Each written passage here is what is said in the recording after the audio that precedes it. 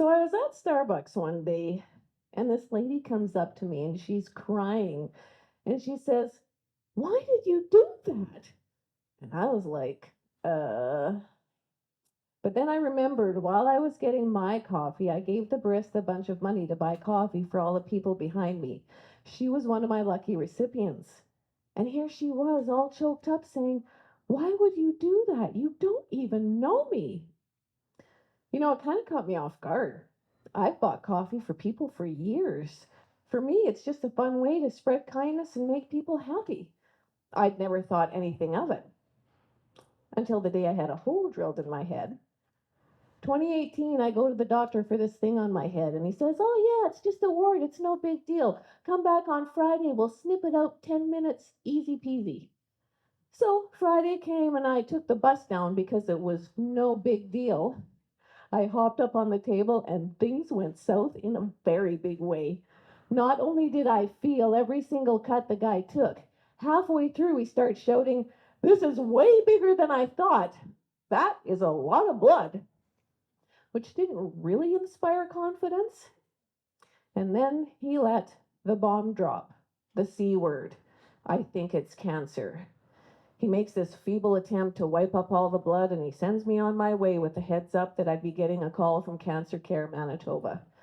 And yeah, while he did his level best to reassure me it's not a serious cancer, it's no big deal, the C word rang in my ears nonetheless. Cancer. And with cancer comes an even worse C word in my books: concern, sympathy, hashtag hugs and prayers. And that stuff makes my skin crawl.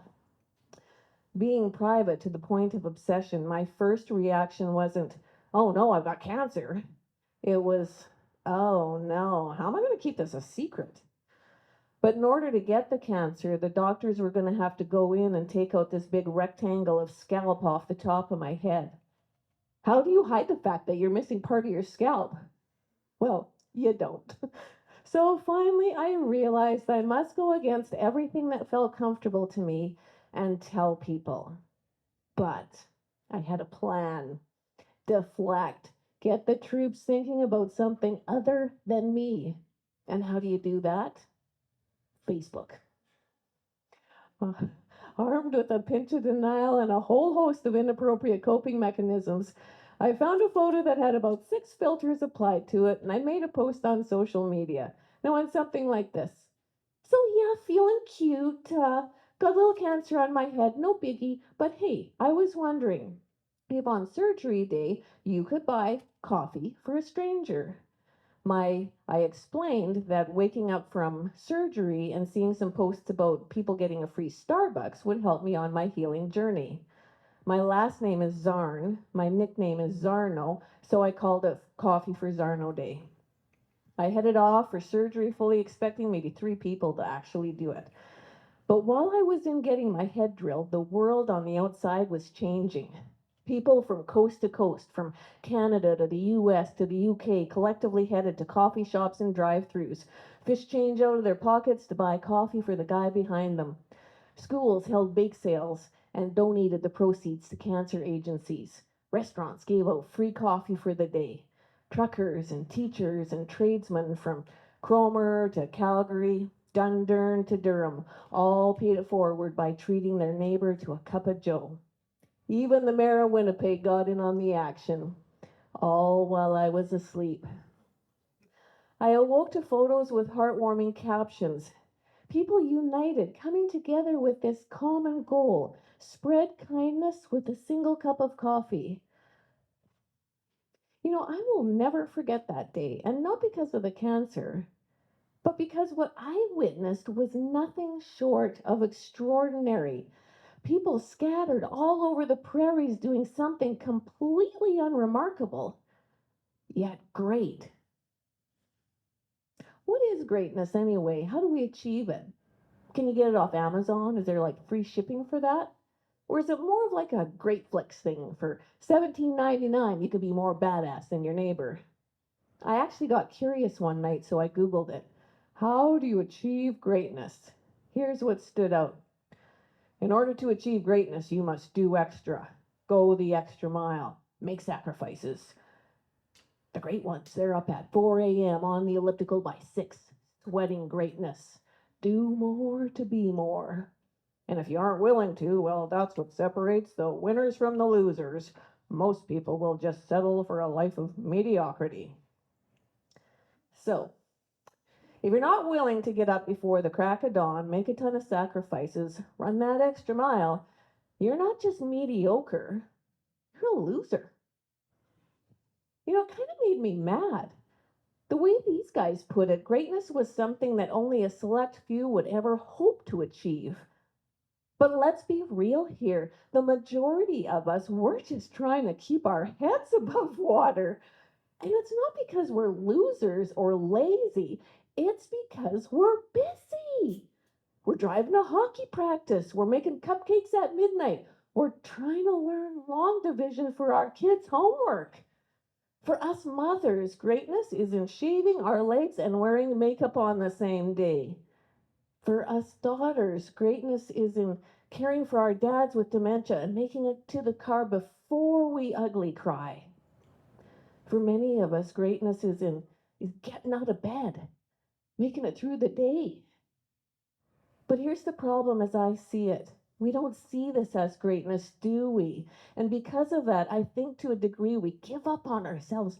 We don't celebrate our own true greatness. We've got it all wrong. There is greatness in the ordinary. It's not just served in the VIP lounge, it's poured in the coffee shops, the hockey rinks, the clinics, and the shelters. It's the spontaneous visits between strangers, the random acts of kindness, the doing our level best, whatever that might look like. I learned this after my surgery when my life returned to ordinary. Buying a stranger a double here, a box of Timbits there. I bought a stranger a coffee on the way to work one day. And you know, I didn't think a thing of it. But that one coffee for that one stranger sparked something far greater than anything I could have predicted or imagined. The stranger's name was Leroy, and the coffee became a conversation and then a friendship. And little by little, Leroy let me into his world, and I let my guard down. We weren't that different, really. Trust issues. Was Leroy successful? Yes, yes. Ranked as the #1 checkers player in all of Canada, the 3rd best in Barbados, the 12th best checkers player in the entire world. But that wasn't Leroy's greatness. Leroy's greatness was in his commitment to taking vitamins, always tipping the waitresses at Boston Pizza, going to church, visiting with his friends in the mall, and inspiring people with his life lessons and wisdom. Leroy's uniform wasn't a tailor blue suit with matching socks, but rather sturdy black clothes that would keep him hidden from would-be murderers. His office wasn't a boardroom, but rather a bus shelter where he'd do jumping jacks all night just to keep from freezing to death. Leroy's greatness was in his ability to live a completely ordinary life in the harshest of conditions, staying alive when you and I, we would have likely perished, living homeless on the streets of Winnipeg, mid-60s, diabetic, pretty much completely blind for 15 years. Losing everything, his sight, his career, his home, his possessions, had not robbed Leroy of his faith or his grit. He never gave up. That is greatness. Leroy passed away in the fall of 2021. And as I held my friend's hand for the very last time, I knew I would never be the same. I had seen greatness in the ordinary.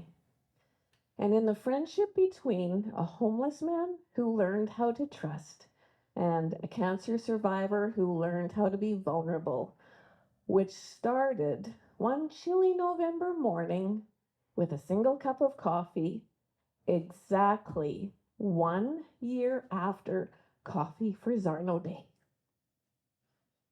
You know, Now I know why that woman in Starbucks cried that day. It wasn't just coffee, it was so much more.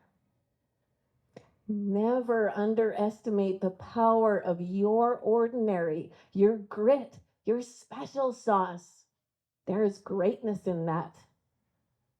And the next time you're at your favorite coffee shop, tell the barista you're going to pay for the person behind you, and then just see where it takes you.